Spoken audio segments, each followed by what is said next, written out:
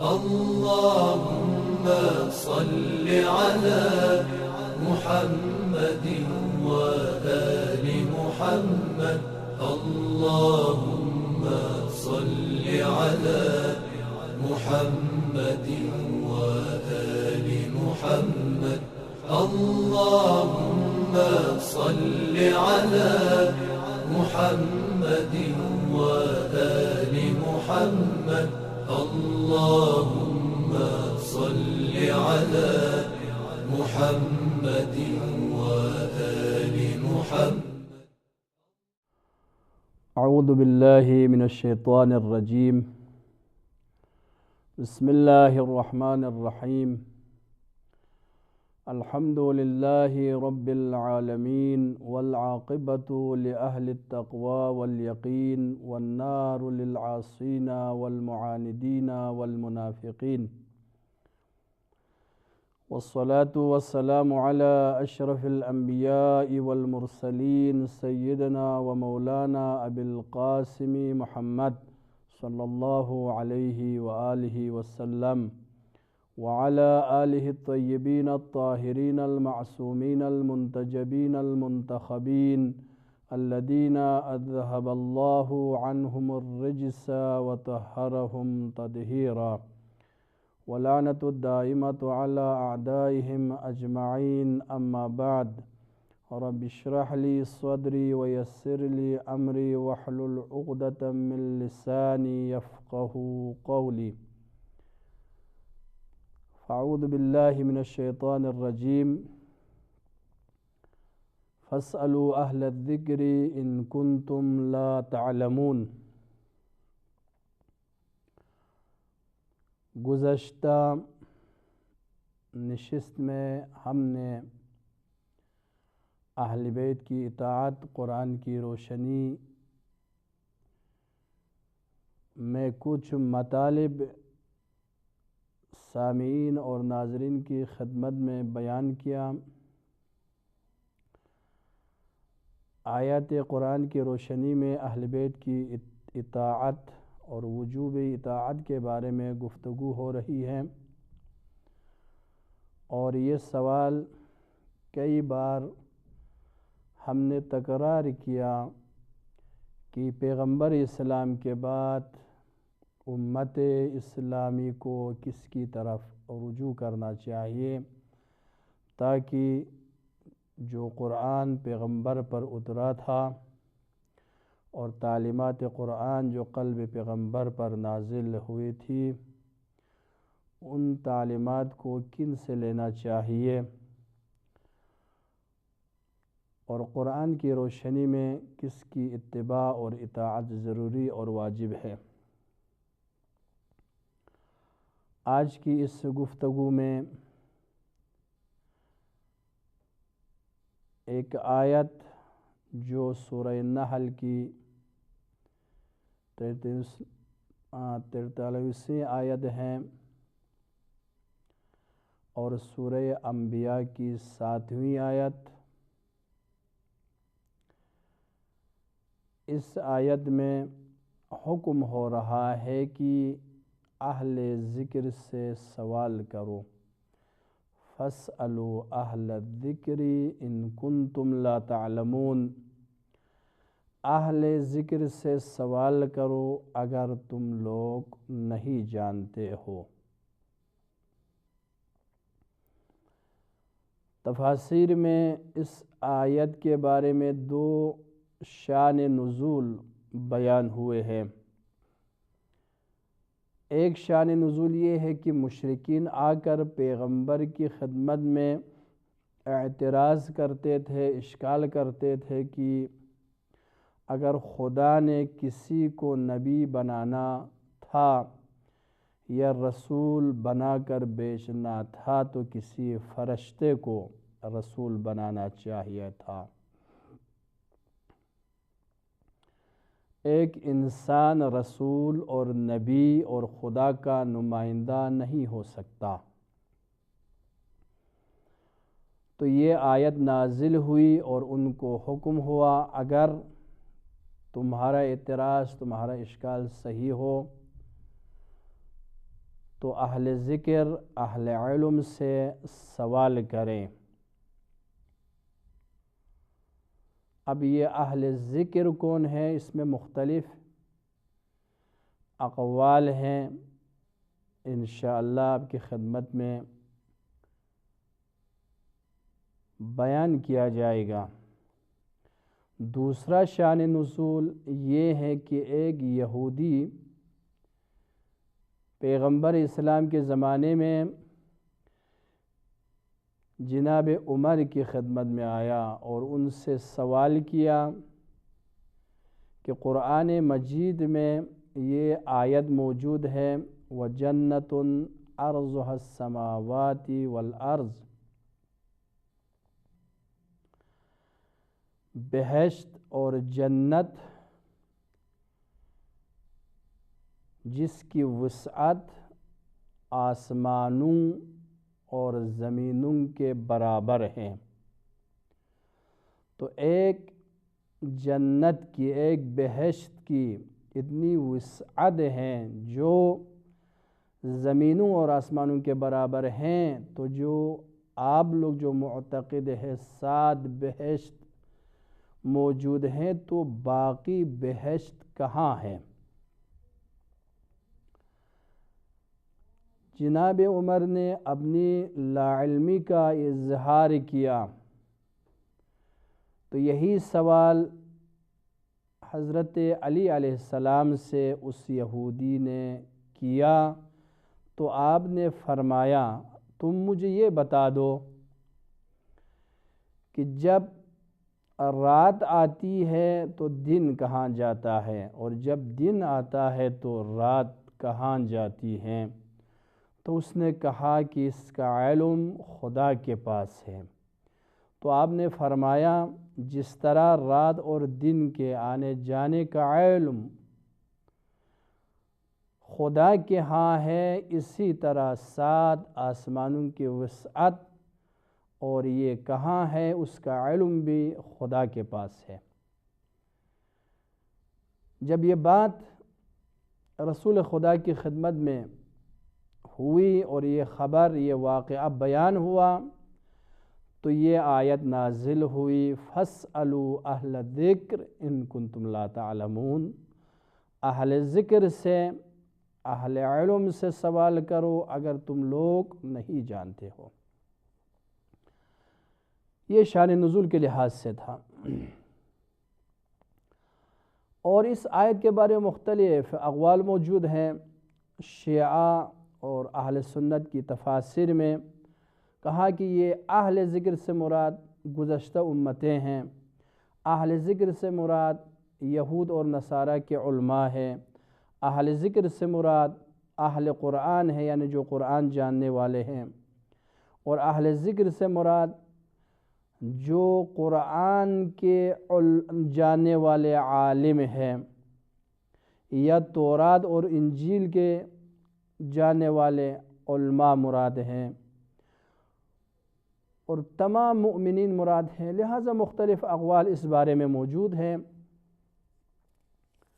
اللہ اللہ اللہ اللہ اللہ اللہ اللہ سبحان اللہ اللہ اللہ اللہ اللہ اللہ حمدا للہ۔ جناب علامہ جوادی آملی صاحب تفسیر تسنیم، جو اس زمانے میں تفسیر المیزان کے بعد عالم تشیع اور مکتب اہل بیت میں مفصل اور بہترین قسم کی تفسیر، علمی تفسیر، عرفانی تفسیر، جس میں ہر چیز موجود ہیں، اور اس تفسیر میں اور صاحب تفسیر خدا ان کو سلامت رکھیں، جناب علامہ جوادی آملی کو آپ فرماتے ہیں کہ اہل ذکر سے جو مراد ہے اکمل ترین مصداق اہل بیت کرام ہیں۔ اگر ذکر سے مراد قرآن ہو تو اہل بیت ناطق قرآن ہے، اگر ذکر سے مراد گزشتہ آسمانوں کی کتاب ہے تو اہل بیت ان کے عالم ہیں، اگر ذکر سے مراد رسول خدا ہو تو اہل بیت جان رسول خدا ہے، اگر ذکر سے مراد نماز ہے تو اہل بیت کرام حقیقی معنوں میں نماز اقامہ کرنے والے ہیں، قائم کرنے والے ہیں۔ لہٰذا تمام سوالوں کا جواب اہل بیت کرام کی خدمت میں مطرح ہونا چاہیے اور انہی سے سوالوں کا جواب پوچھنا چاہیے۔ جناب علامہ طباطبائی تفسیر المیزان میں فرماتے ہیں کہ یہاں پر فاسألوا اہل الذکر ایک قاعدہ کلیہ کی طرف، ایک قانون کی طرف اشارہ فرما رہا ہے، اور کہنا یہ چاہتے ہیں کہ یہ قاعدہ ہے، ایک ضابطہ ہے جاہل عالم کی طرف، جاہل کو چاہیے کہ عالم کی طرف رجوع کرے۔ بس ایک قانون ہے، جو بھی جاہل ہو اسے چاہے کہ عالم کی طرف رجوع کرے، اور وہ عالم جو بھی ہو، ضروری نہیں صرف دینی عالم، ایک قاعدہ کلیہ، مریض ہو تو ڈاکٹر کے پاس جانا چاہیے، گھر بنانا ہو تو انجینئر کے پاس جانا چاہیے۔ اسی طرح آپ جو بھی معاشرے میں جن کی ضرورت ہے، جو اہل علم ہیں، جاننے والے ہیں، ماہرین ہیں، انہی کی طرف رجوع کرنا چاہیے۔ ایک قاعدہ کلیہ یہاں پر بیان ہو رہا ہے، اور آپ فرماتے ہیں کہ وہ ممکن ہے یہاں پر وقت نزول میں، جس وقت یہ آیت نازل ہوئی اس زمانے کے تقاضا کے مطابق ممکن ہے مشرکین کو خاموش کرنے کے لیے، ان کو قانع کرنے کے لیے اپنے زمانے کے علماء کی طرف رجوع کرنے کا حکم ہوا ہو، لیکن چونکہ قرآن کی آیات، قرآن زندہ ہے اور اس کی آیات زندہ ہے قیامت تک، تو ہر زمانے میں اپنے عالم اور علماء سے رجوع کرنا چاہیے۔ اس سلسلے میں اہل بیت کرام اکمل اور اتم میں مصداق آیت اہل ذکر ہے۔ اور اسی طرح بعض روایت میں بھی ہے کہ بعض لوگ کہتے ہیں کہ یہاں سے مراد اہل ذکر سے مراد یہود اور نصارہ ہے، ان کی طرف رجوع کرنا چاہیے۔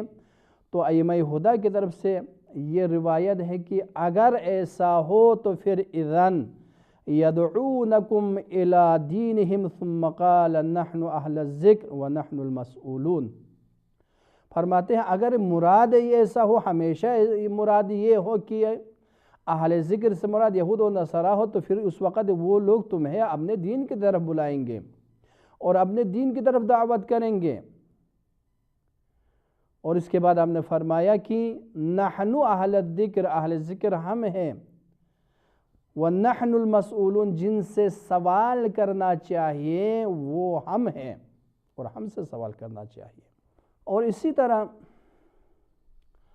اہل سنت کی تفاسیر میں بھی یہ روایت موجود ہیں کہ فرماتے ہیں کہ اہل بیت کرام نے فرمایا نحن اہل الذکر۔ امام محمد باقر علیہ السلام کی روایت ابن کثیر نے تفسیر القرآن العظیم میں نقل کیا ہے کہ آپ نے فرمایا نحن اہل الذکر، ہم اہل ذکر ہم ہیں۔ اور ابن کثیر کہتے ہیں کہ یہ صحیح ہے، امت پیغمبر، امت محمد صلی اللہ علیہ وآلہ وسلم تمام امتوں سے بہتر ہے، لیکن ان کے علماء جو اہل بیت کرام ہیں، رسول اللہ کے اہل بیت ہیں، اور وہ عالم بھی ہے، وہ تمام سنت صحیحہ کو جاننے والے ہیں، وہ تمام امت پیغمبر سے افضل ہے۔ اور ان میں سے امیر المؤمنین امام محمد باقر، امام صادق علیہ السلام ان علماء میں سے، یہ اہل سنت کی ابن کثیر کا قول ہے اور ان کی گفتگو ہے کہ فرماتے ہیں کہ اہل ذکر سے مراد اہل بیت کرام، امیر المومنین امام صادق، امام رضا علیہ السلام جیسے افراد موجود ہیں۔ اہل ذکر سے مراد امام علی، امام صادق، امام محمد باقر علیہ السلام جیسے افراد مراد ہیں۔ تو نحن اہل الذکر و نحن مسئولون، مختلف روایات شیعہ تفاسیر میں موجود ہے، مراد کیا ہے؟ اہل بیت کرام ہیں۔ امام باقر علیہ السلام نے جیسے کہ فرمایا کہ رسول خدا نے فرمایا ہے الذکر انا، پیغمبر نے فرمایا ذکر سے مراد میں ہوں، اور اہل ذکر سے مراد ائمہ ہے اور میرے اہل بیت ہیں۔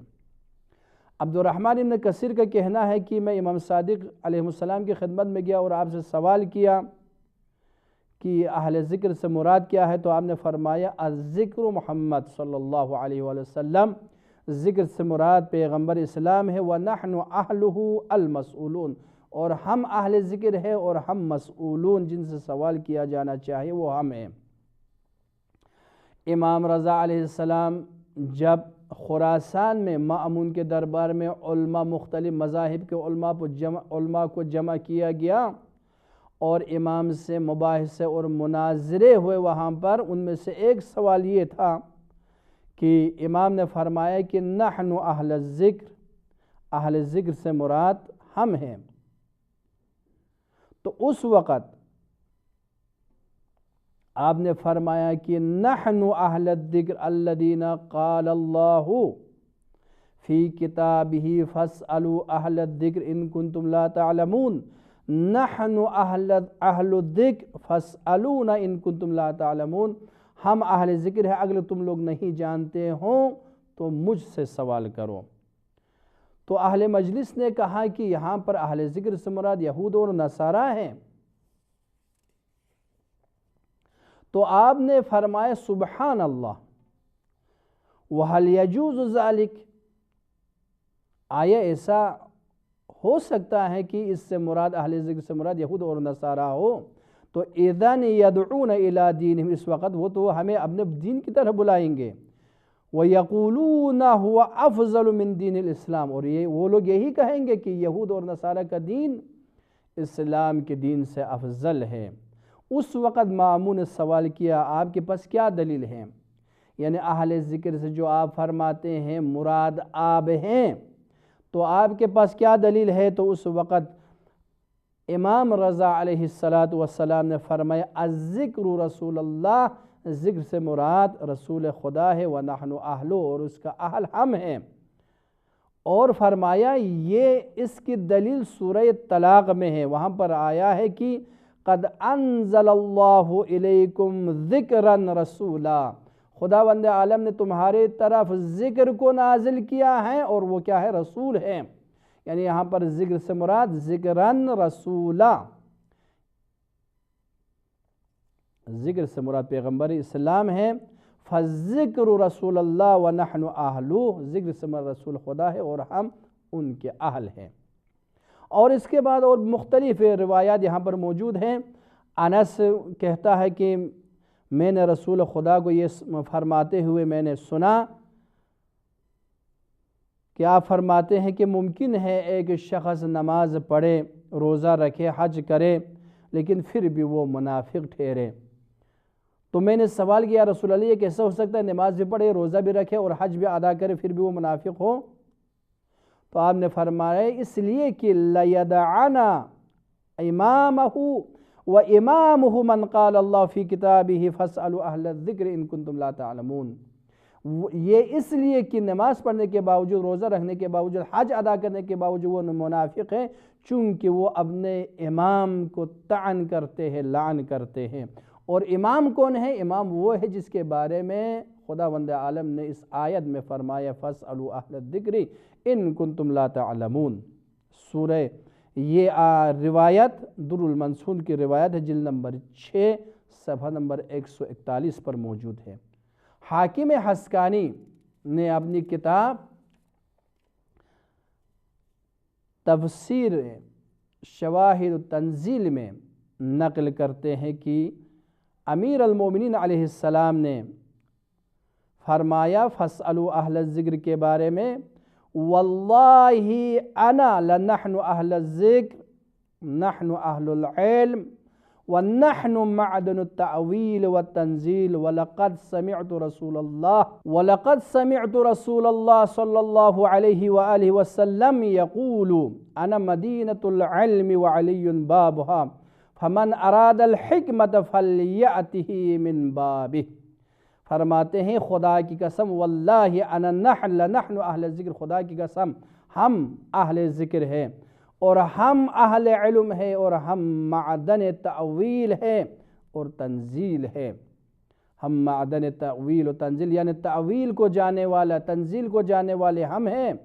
اور میں نے رسول خدا سے یہ روایت میں نے سنی ہے کہ انا مدینۃ العلم وعلی بابہا، میں شہر علم ہوں اور علی اس کا دروازہ ہے، جو بے حکمت اور علم چاہتا ہے اس کے دروازے سے داخل ہونا چاہیے۔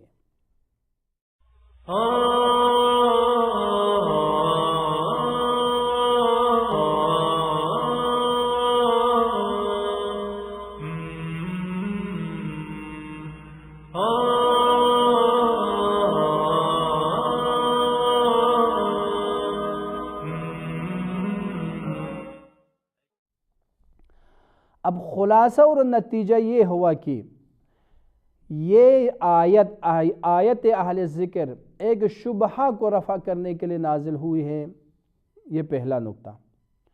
اور دوسرا نقطہ یہاں پر ایک قاعدہ کلیہ بیان ہوا ہے کہ جاہل کو عالم کی طرف رجوع کرنا چاہیے، اور یہی آیت بہترین دلیل ہے تقلیل کے جائز ہونے پر، جو ہم شیعہ مکتب میں اجتہاد اور تقلید کا جو سلسلہ ہے، اور اس کی بہترین دلیل ہے کہ ہر انسان کو یا خود مجتہد ہونا چاہیے یا اپنے اعمال کو فروع دین کو بجا لانے کے لیے، انجام دینے کے لیے کسی ماہر عالم مجتہد، جس کو ہم مجتہد اور مرجع کہتے ہیں، ان کی طرف رجوع کرنا چاہیے۔